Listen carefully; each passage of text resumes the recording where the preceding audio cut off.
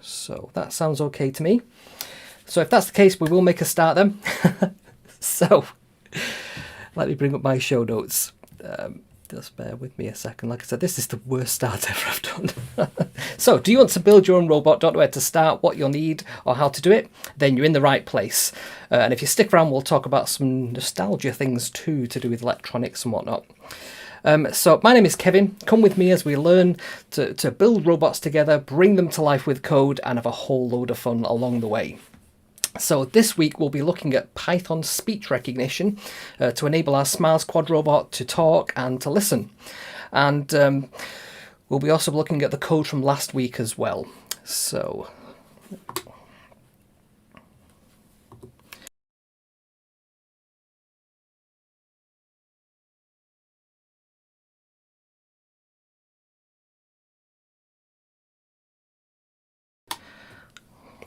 I am having some real problems today. Hey Paul, does this sound okay? I had some real problems at the start of the stream there. Don't know what on earth was going on. Now my stream deck's refusing to work, so I'm just going to try that again. Really not happy. Never mind. So I'll move swiftly on then. So what we'll do, we'll move over to Keynote. Let me bring up my... is that one with me in the corner. So like I said, this week it's all about speech recognition. So we're the build goals that we've been looking at over the past couple of weeks. So the first thing was building the SMARS robot itself. So we've done that. We've got all the parts together. We assembled it in week 1 and 2. We did some gluing and wiring up all the electronics. So we've done that. Week, was it 2 or 3? We were looking at making the SMARS robot walk with a web interface. So that was SMARS Lab. The week after that, we were looking at face detection and looking at objects. So we'll follow on from that in a moment because we didn't quite look at the code about how that would actually work. So I think we just need to finish that off. And then today, the bit I've been really excited to show you guys is making the SMARS robot talk and respond to voice commands. This is so cool. This is like properly robotics for me. Okay, so, well, thanks for the feedback, Paul. I appreciate that on the everything's good audio-wise, and now with the Keynote. Good. So, yes, this is the update from last week. So what we didn't look at was the actual code about how we did the face detection, and it's quite straightforward. This will look like complete gobbledygook if you're not a coder, but bear with me. So the first 4 statements are about just importing some library routine. So I/O is bringing in the system inputs and outputs, so you can do like file saving and loading. The next one is about importing the Pi camera, which is the the Raspberry Pi camera module. CV2 is the thing that makes all the magic happen. That's the computer vision library. And then NumPy is the sort of maths library for Python. It's got lots of clever stuff that you can do there, and that's how we convert the image into a sort of an array of pixels that we can then do some stuff with. So the next section there, it says stream equals IO bytes IO. That's just creating a stream object because we're going to receive a stream of video from the camera, and we need to make sure that we can deal with that in some way. And then what we then say is with the Pi camera, which is the Pi camera object from the library, as camera, so that's what we're going to refer to it as. We then set the resolution to 320 pixels by 240, so it's 320 wide by 240 across, because we don't need a really high resolution to detect faces. We just want some, really we want as crude as possible, really, just so that we can detect sort of the general shape. And then we capture the image, so we do camera.capture into that stream, and the format that we want is JPEG. Then we create a little buffer, so NumPy, this is to store all that, convert it from the sort of image data into numerical data. So that's what we do with our buffer. And the dtype is the sort of data type, and NumPy uint8 means it's an unsigned integer. Integers are whole numbers. Unsigned means that it goes from 0 upwards rather than going negative numbers. And 8 just means it's an 8-bit number. So it's like 255 bytes. So store numbers between 0 and 255. And if you remember back to last week, that was how we looked at image values. So the next line then is about image equals cv2.image decode. So it's going to decode what is in that buffer, all those array of pixels that are in grayscale. Well, they're not in grayscale yet. It's going to convert them into an array that it can deal with, an image array. And then the face cascade is is the sort of technical term that they're using for the type of algorithm that does the face and object detection. So it's a Haar cascade apparently. So what that says there is face cascade is the variable that we're going to load this stuff into, and cv2.cascade classifier is the name of the classifier model that we're going to load into the CV, the computer vision module. So this has been pre-trained to detect faces and put rectangles around them and give you back an array of faces that have been detected and where they were in the image. So it just gives you sort of coordinates of where the rectangle is. Then we convert that to grayscale. So we say gray equals CV2 convert color image into CV2 color grayscale, because again, we don't care about what color it is. We're just interested in the actual shape. So that's what happens there. And then the next bit is we just say we're detecting faces. We're just telling the console to print out that message. And then we say faces equals face cascade dot detect multi-scale. Because if you're sort of far away, you're taking less pixels, and if you're sort of really close, you're taking a lot more. So it can deal with that. That's fine. We're doing it with the grayscale, and there's some other parameters there that we don't really care about, but they are what they are. And then we say found. So if we have actually found any faces in there, what that string length faces bit means is that we need, because we're printing something out to the console, it needs to be a string. What we want to print out is the number of faces. So the way that you count something in an array is to say what is the length of the array. So a len is the sort of length of that array. Faces is the parameter there because that's what we've just detected. And then we just have the word faces or faces at the end. So when we run that, it'll either say found 0 faces, found 1 face. If you show it like thousands of people, it will detect thousands of people. It doesn't care how many there are. And then what we say is for the XY width and height in the faces, draw a rectangle around that face. So that's what we do there. And in the brackets, the 255, 2550 is just the colour. So that's just RGB colours. And I think 4 is the width of the border in pixels. And then we write that out to a file. So we do CV image write, the results, and then the image. It's as simple as that, if you could say simple. So yes, I found that quite straightforward once I'd got the CV2 library working. And if I can jump over to the overhead camera for a second. So this robot here is the one that we've been building. Is that live? That doesn't look like that's live to me. Let me just restart that camera so that we can see what's going on. Just bear with me, something might drop out for a second. That's the...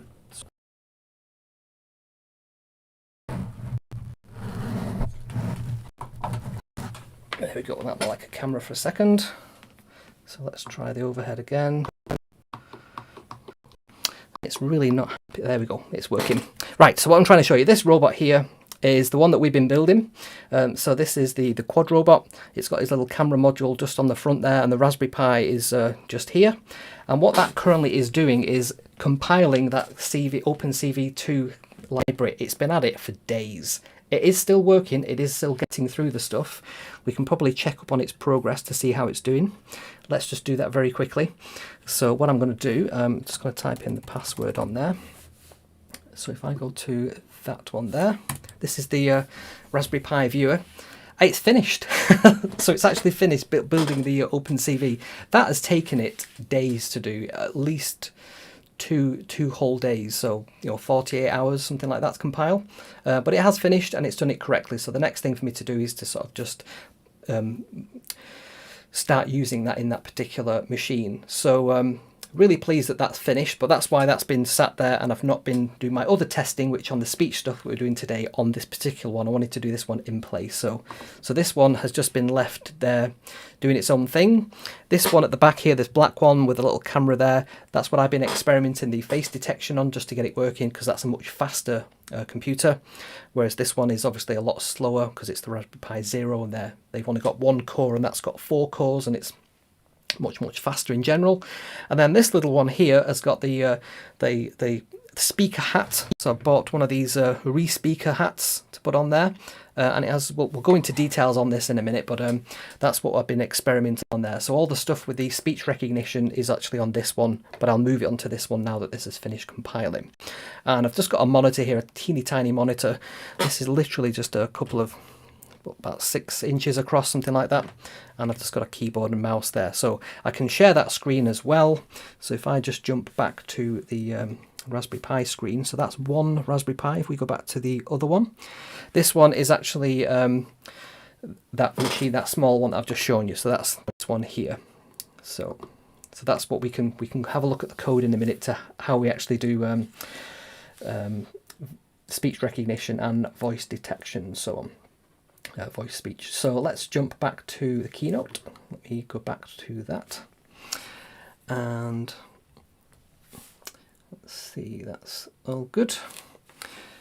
So that was the code from last week, how to do face detection. So I just wanted to make sure that we cover that off, because I realised afterwards that we hadn't covered off the code, and some people might want to know that.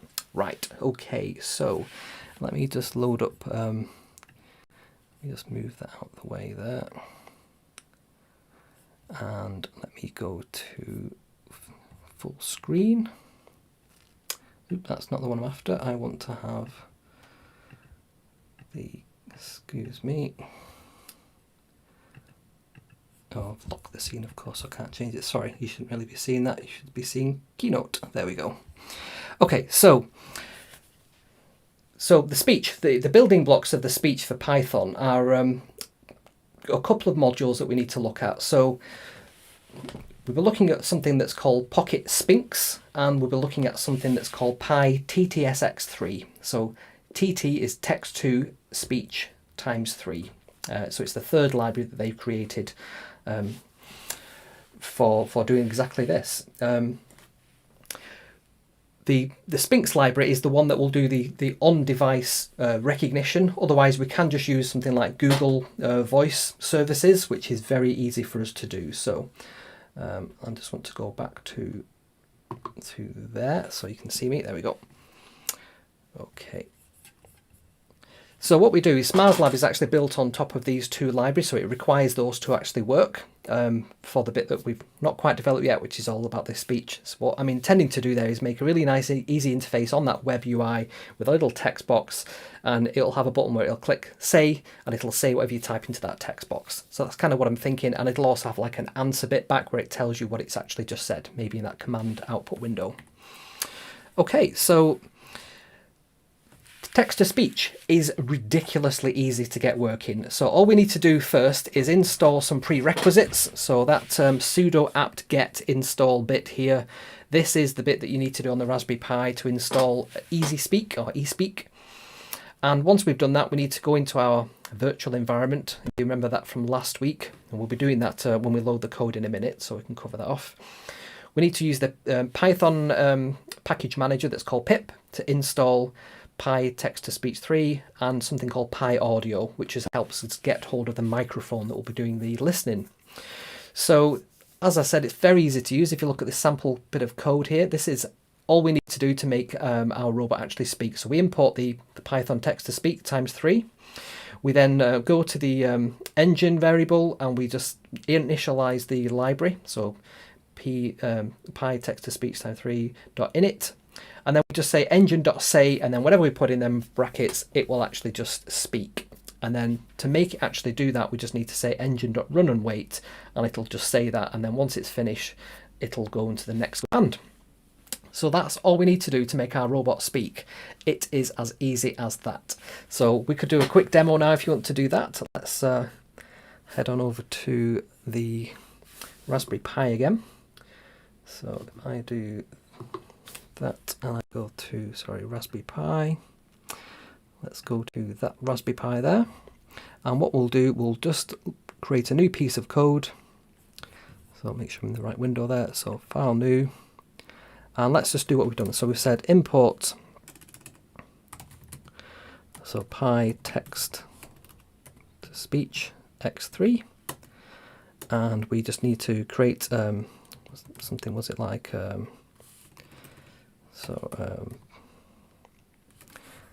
me just get my code back up there that we were talking. So, yep, so P equals pi text to speech times 3 dot pi. I just need to make sure I get the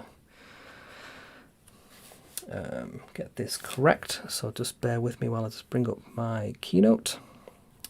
So so engine equals .init. So it's all lowercase. That's fine. .init. So Py text to speech x3 equals that .init. And then we just say, sorry, that was engine, wasn't it? So then we just say engine.say.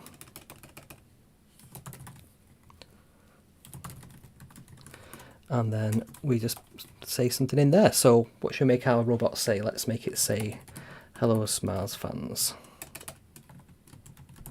Let's see what it makes of that. And then we just need to do the run and wait. So engine dot, was it run and wait? Don't know why they're strangely capitalized, but that's what we'll go with. Let's see if this will work. You might be able to hear it when it actually runs. I think it's just thinking about it. We just need to save it, so let's call it test1.py.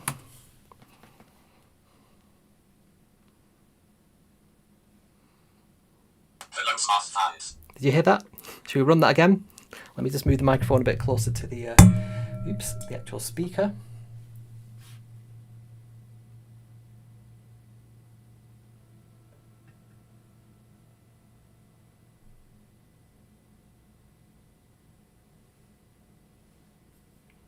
Let's try that again.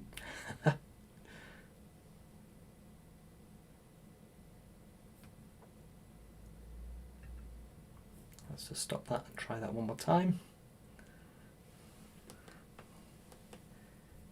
There used to be a kids' TV show when I was younger, I don't know if it's still on, called Blue Peter, and they would always do these sort of live, it was filmed live, just like this is a live stream, and they would do all kinds of demonstrations or little builds, and they always used to have this phrase about, you know, here's one we prepared earlier. However, doing this kind of thing, it wouldn't really be a demonstration. I could just show you a video of it working, which I've already put on YouTube. But this is what I want to actually show you, so let's just try that again. If that's not going to work, we can obviously just go here and just do Python test, what do we call it, test1.py. Hello, SMARS fans. Did you hear that? Hello, SMARS fans. Hello SMARS fans. There we go. So let's make it say something else. Hope you are enjoying the show.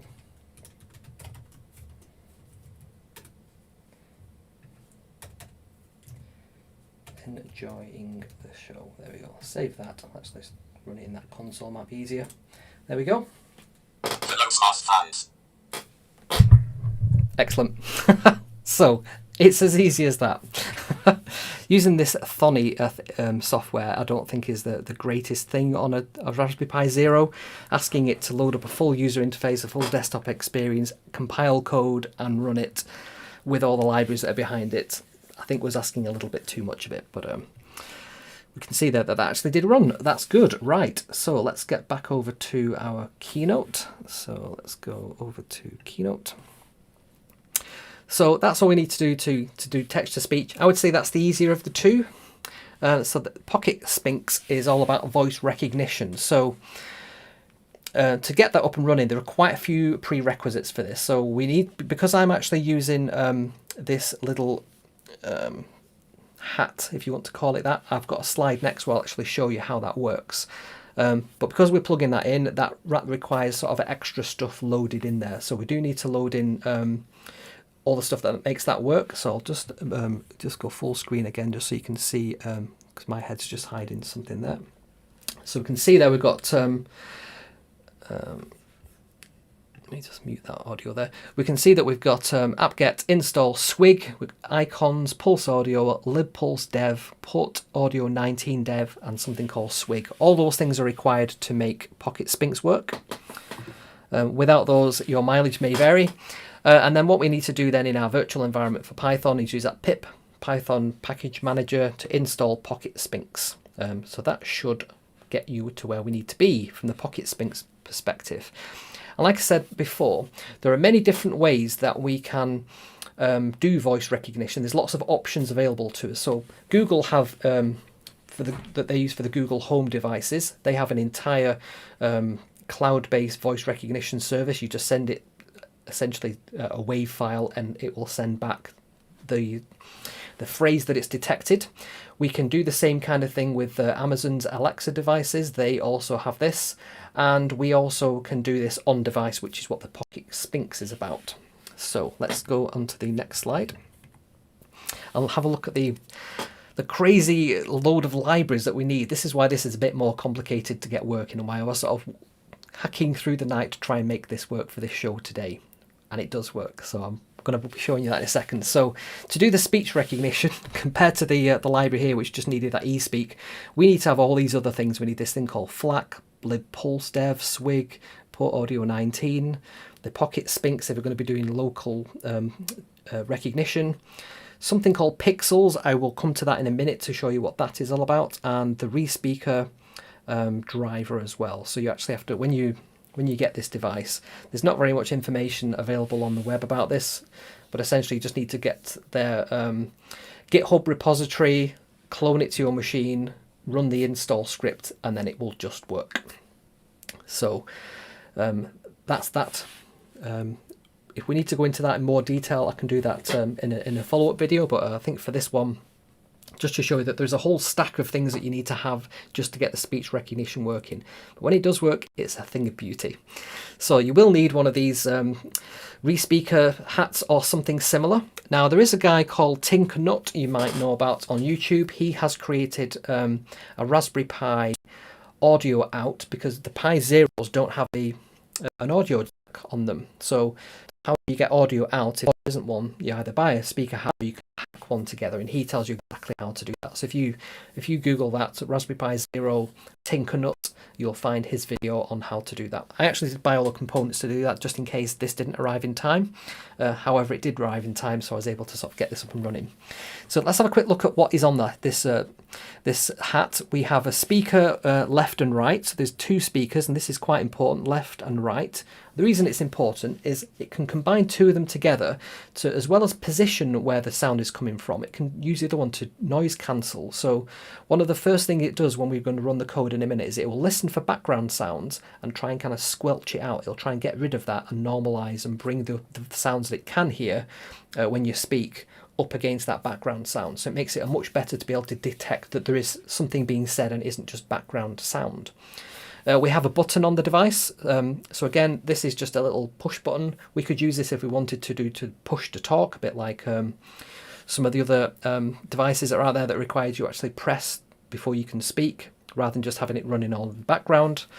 We have 3 LEDs. You can't quite see them here, but it's 1, 2, and 3. And that's what that Pixels library does. That enables us to do some really nice things because these can change colours, any colour that you wish.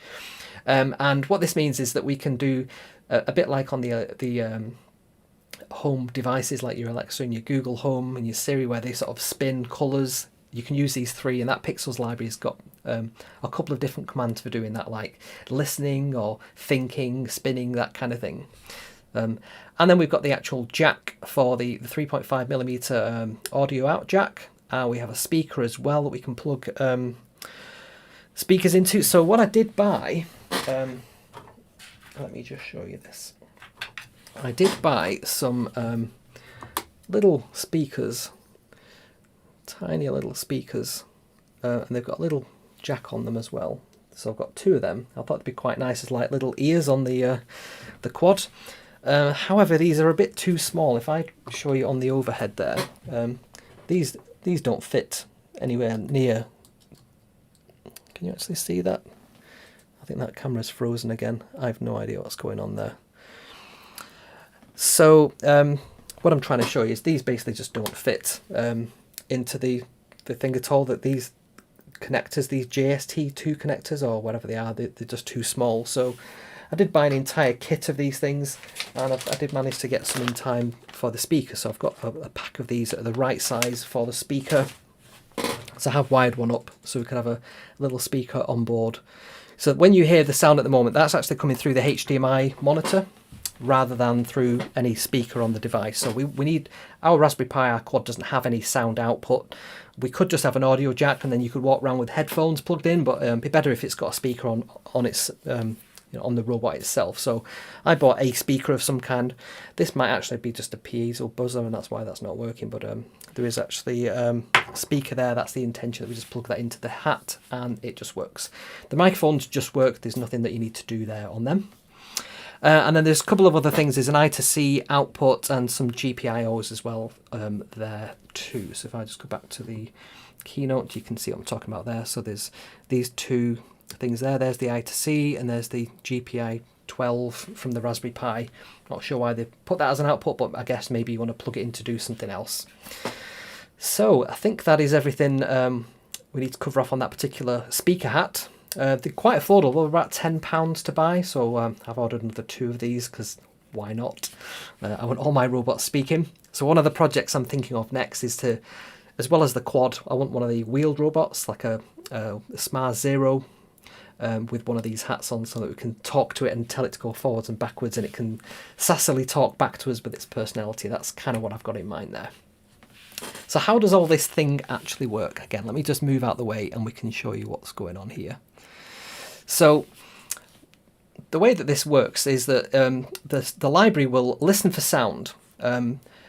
When it hears a particular threshold reached, so say that it thinks that there is some sound being said over just the background, it will capture that sound into some data stream, into a, either a file that you can write out, or it'll just hold it in memory. And typically it's about 5 seconds worth, something like that, between 1 and 5 seconds worth of sound. And then it will send that off to be processed. So either this will send it to Google or to PocketSphinx, which we've got loaded locally. There's Microsoft Bing, Houndify, IBM, Snowboy, Hot Word Detection, something called wit.ai, all different options that we've got there. And then it will detect the phonemes. So when you say a word like hello, those 2 phonemes get split up by the AI. And then it will then look for words that have those phonemes in, and it'll try and get the best guess of which word has those phonemes. Once it's detected those phonemes and the word that's in them, it will send that back as a text string back to you, and it does that in about a second, so it's pretty clever stuff. So if you're liking this video so far, if I could ask if you could do me an honour and subscribe, that'll certainly help me out. What is going on with this machine today? My camera, I think it's the USB hub or something. I can see that the sound is going okay, but I seem to have frozen there. Let's just do that again. Nope, that's properly frozen me out there, hasn't it? Let me just try that again. Which one is it? It's not.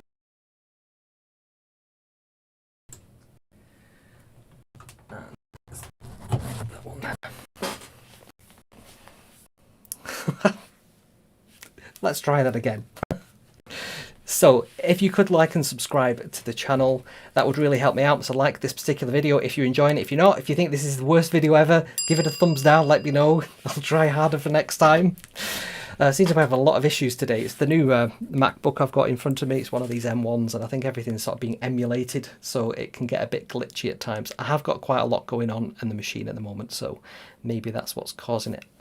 I'm going to close down Illustrator because that seems to cause no end of problems. So I'm going to close that down, and I'm going to close down After Effects as well. So I should have done this before the stream started, really. So I do apologise. Okay, yeah, it's froze me out again. I think that's Illustrator that was doing that. And then After Effects, let's close that down. So I just need to save that. There we go. That's better. So the other things as well that I wanted to say was, if you've not checked out the website yet, that's worth checking out too. Again, I've frozen there. What is going on with this? So yeah, check out the website too. Let me know what you think about that. There is loads of content on the website, so I've got all kinds of tutorials, there's videos, links to these videos. I've got all kinds of things that should hopefully enhance your life.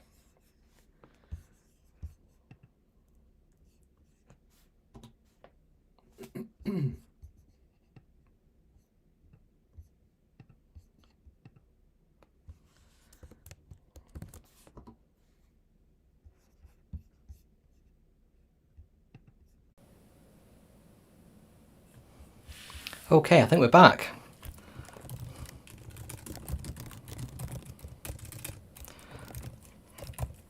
So let's just see where we're up to, and let's just make sure everything's working okay. I think we've got a bit of extra audio there, so hopefully you can hear me okay. Good, good, good. Right, I have no idea what was happening then. I apologise for that. Hopefully I've not lost you. So I was just saying, if you haven't gone to the website, please check that out. We've got loads of really cool content on there. There's tutorials, there's video guides, there's really key information about how to make your SMARS, bring it to life. Common frequently asked questions. You can even buy the components there.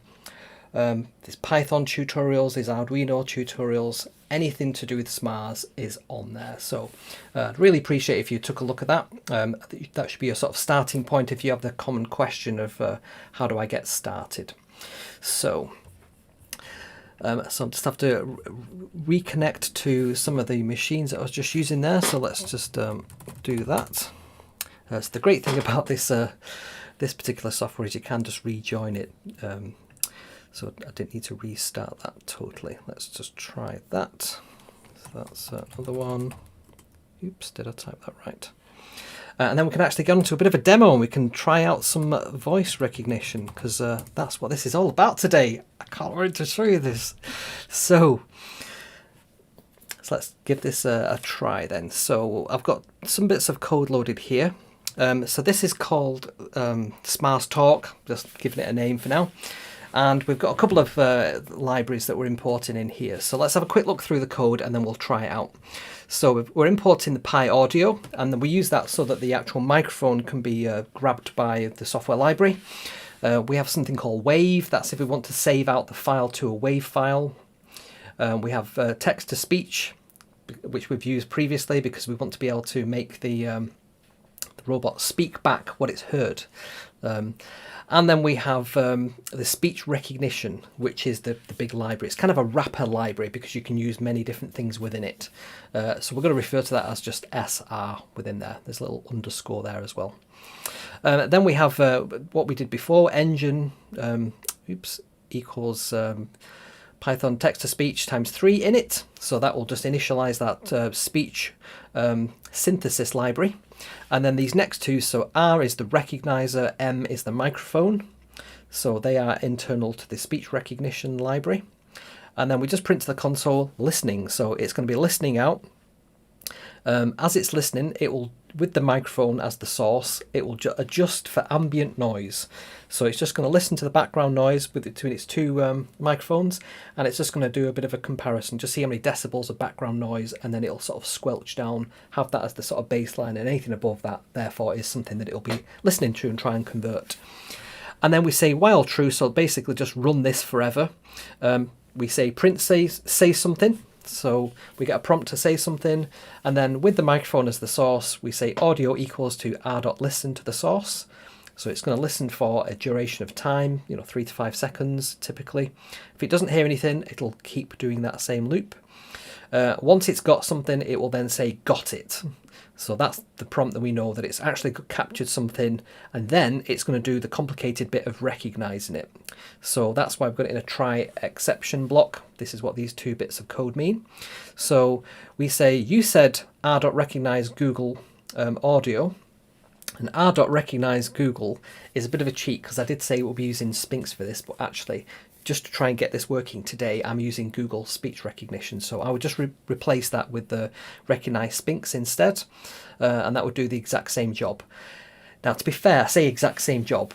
Google have obviously spent lots of money, possibly billions, with their voice recognition technology because it's, pretty cutting edge, if not market leading in that. So that will recognize any word in any language spoken to it by anyone in any dialect. It's very, very good.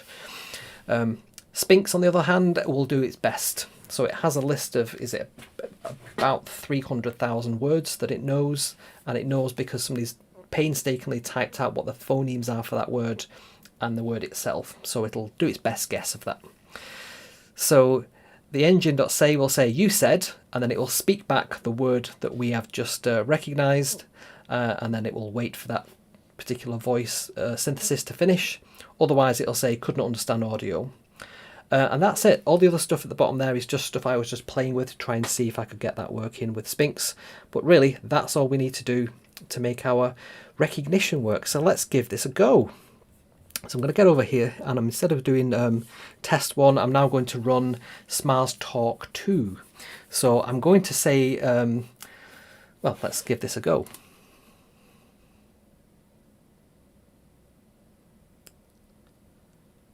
Okay. I love robots.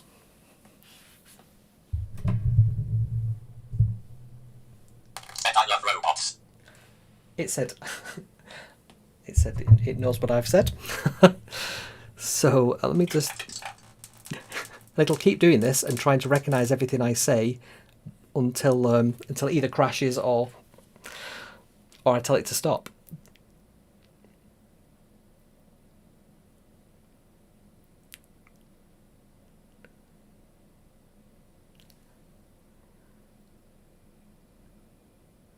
It'll keep doing this and trying to recognize everything I say until then the crashes off to stop. You're a clever little robot.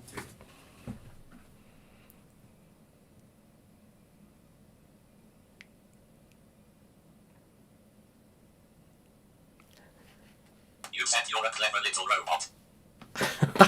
So hopefully you're picking that up on the microphone. I'll move it a lot closer just to make sure that you can definitely hear this, because I just love this so much.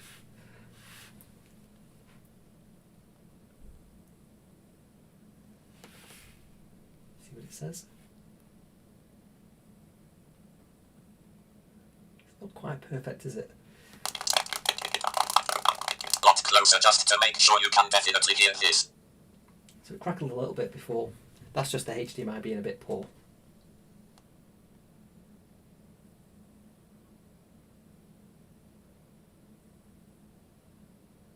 You said cracking a little bit before, that's just HDMI being a bit poor. You say something.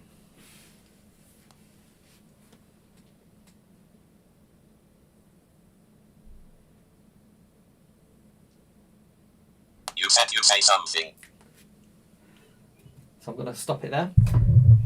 So you can now see, if we have this running all the time, it's basically just going to repeat back everything I say to it. So what we'd need to do to make this work better is have some kind of wake word, and that's why all these home automation devices, home assistants, whatever you want to call them, they have a special wake word. So we could improve our code, have our own wake word, so that it will listen to that word. If it gets that word, then it will do something different. So shall we try that just to see if we can make that work?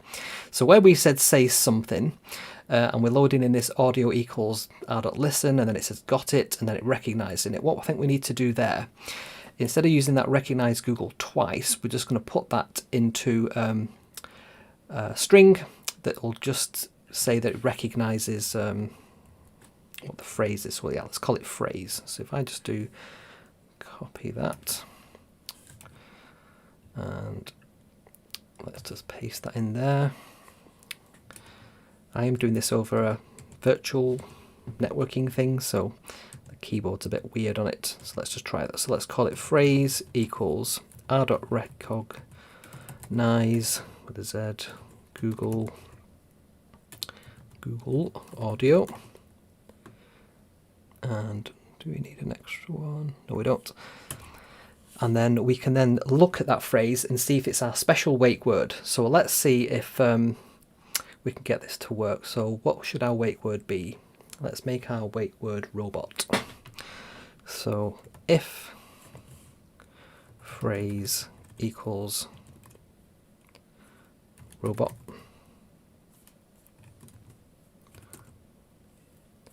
then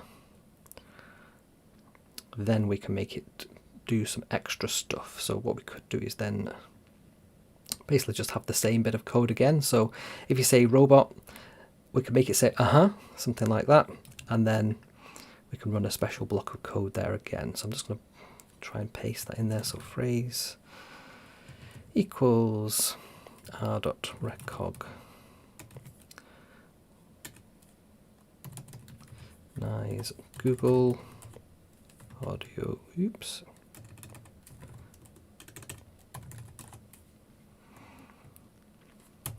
And then if I can try, I wonder if it'll let me indent them. No, it's going to have to go space, space, space.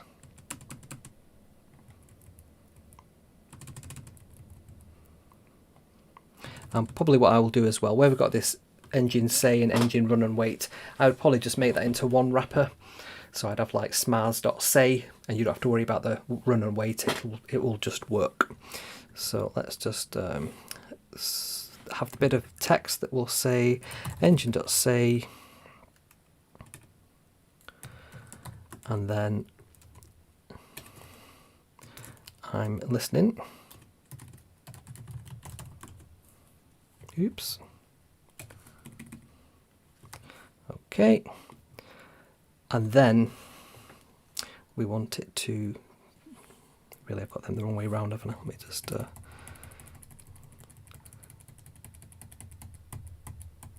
let's do that. Let's copy that, paste that there. I think that's right. And do we need to do anything else? So we need to do that source. There we go. Just need to copy that. That's the bit where it's listening to the speech. We don't need the print got it afterwards. We just need that section there. So just need to paste that in. I'm listening. And then we just need to do engine.run and wait. Run and wait. Right, let's see if this is going to work. So our wake word is robot. Let's see if that actually works.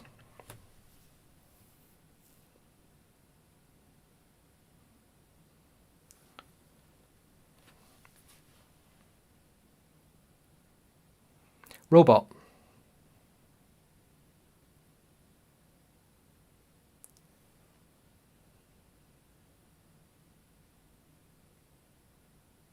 In listening. Tell me something.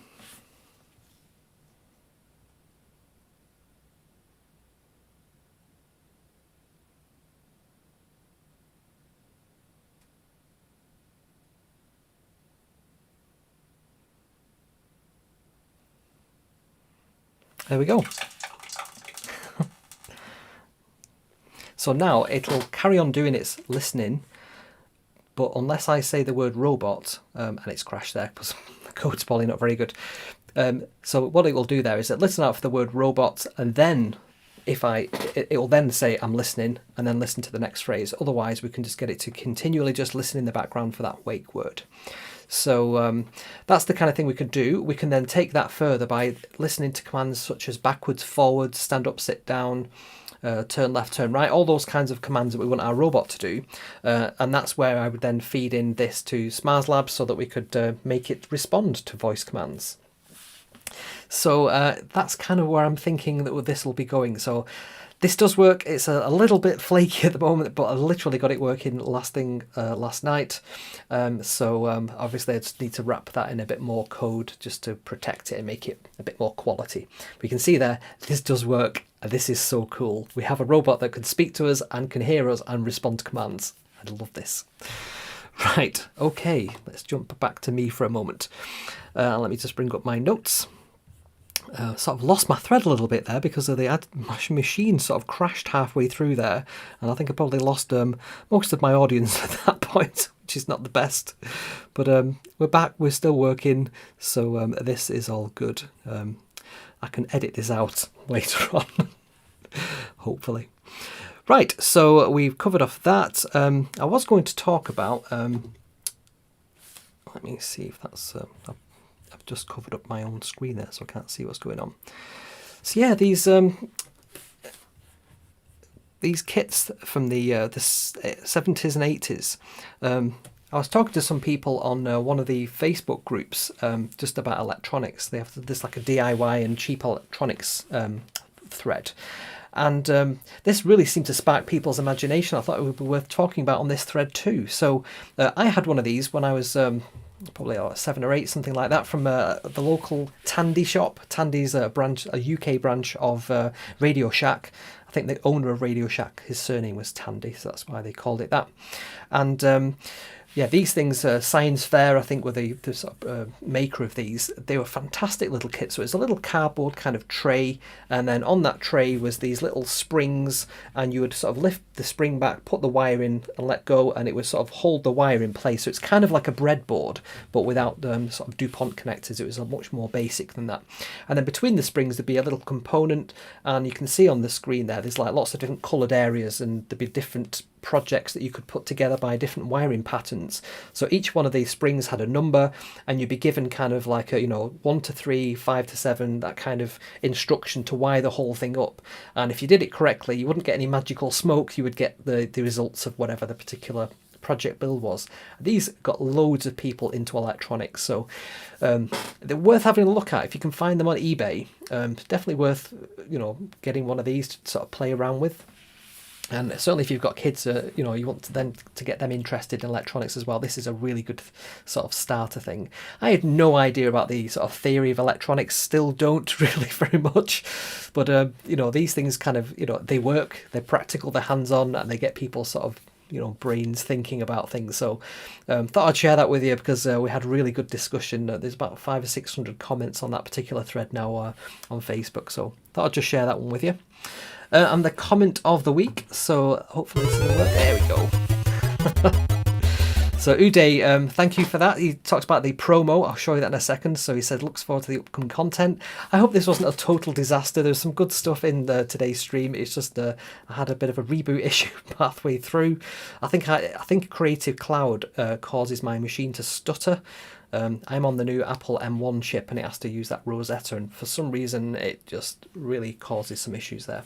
So yeah, I'll show you the promo. I'll not play the whole thing for you, I'll just show you a couple of seconds of it, but this is what Uday's talking about.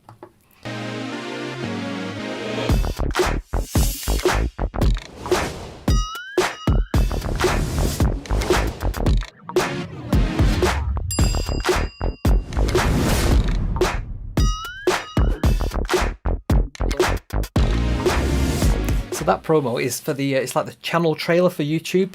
I try and refresh that every now and again just to keep it sort of interesting for new people who come in along. As create more content, why not put it on there and show people what it's all about?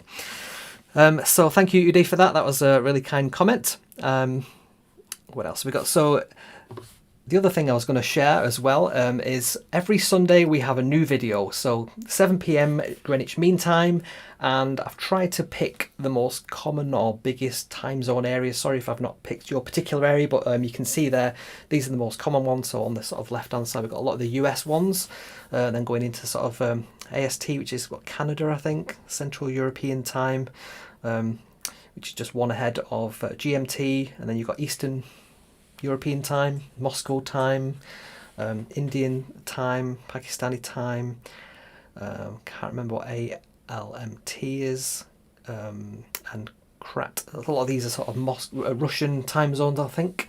And then we have China Central Time, or Standard Time, and so on. So hopefully I've captured, everybody's time zone, just trying to make this a bit easy. If you can join the stream, it's always good to get a bit of interactivity on there. If you can't and you're watching this on the replay, well, thank you for sort of spending the time to watch this anyway. That's really good. But just be aware that we do these every single Sunday without fail. I say without fail. Even if it fails, I'll carry on anyway. So just thought I'd share that as well. And I think that's everything I was going to cover off there. So yes, let me just jump back to the keynote. Yes, that'll do. So next week is all about designing the camera module in Fusion 360. So the little camera module that I have on, is that going to work? No, of course that's not going to work. So on front of my little robot, I can now move and show you here. So there's this little white camera module. This one I designed specifically for this. The module that you can download with the Quad robot doesn't actually fit a Raspberry Pi camera. So I've redesigned that so that you've got a little Raspberry Pi camera, and it does fit quite perfectly with the module there. There's the Raspberry Pi, and when we put the hat on, the power will come from the back anyway, so it fits together just right. I think all we're missing is some sort of ears for the speakers. Something like that. Cool. So yeah, if you're building along, get the Respeaker. You really want to get yourself one of them. Come a little package like that. Cost about $10, something like that. I've gone for the 2 microphone Pi hat. I think these are actually, I mean, they buy a company called Seed, but I think you can buy Key Studio. I think they do their own version as well, so I've ordered some of them too. So get yourself one or a couple of them. Why buy one when you can buy 3? And then follow this tutorial the best you can. I'll do a write-up as well, and I might even put a cheat sheet out on how to install all the various packages, because that does get a bit involved, a bit like the OpenCV one, but not as complicated as that. But most of all, have fun with this. Just think what you could do with your own voice assistant that you can code and have personal responses to. So I can't wait to load this onto my little robot just there, Sonny, and have him, you know, his jaw flapping about and his eyes moving around. This will work perfectly with that as well. So can't wait to get that up and running there. But I want to also make our SMARS robots. I've got a whole array of SMARS robots just on the back wall here. So I can't wait to get some Raspberry Pi Zeros in them as well, and get them speaking and moving around based on what we asked them to do. So that will be so cool. So yeah, I think that's everything I had to cover off today. So I just wanted to make sure I shared that screen so that you can see that. Yep. So if you build along, get the Respeaker hat, follow the tutorial, and like I said, have fun. Make sure you enjoy doing this. What's the point otherwise? Fantastic. So thank you for sticking with me through this. I'll try and edit out those glitches on the replay of this. But hopefully the content that we did manage to sort of get through there was good enough. So good grief. So thank you guys for sticking with me. I shall see you next week where we will look at the Fusion 360 piece. Great. Thank you, and see you next time.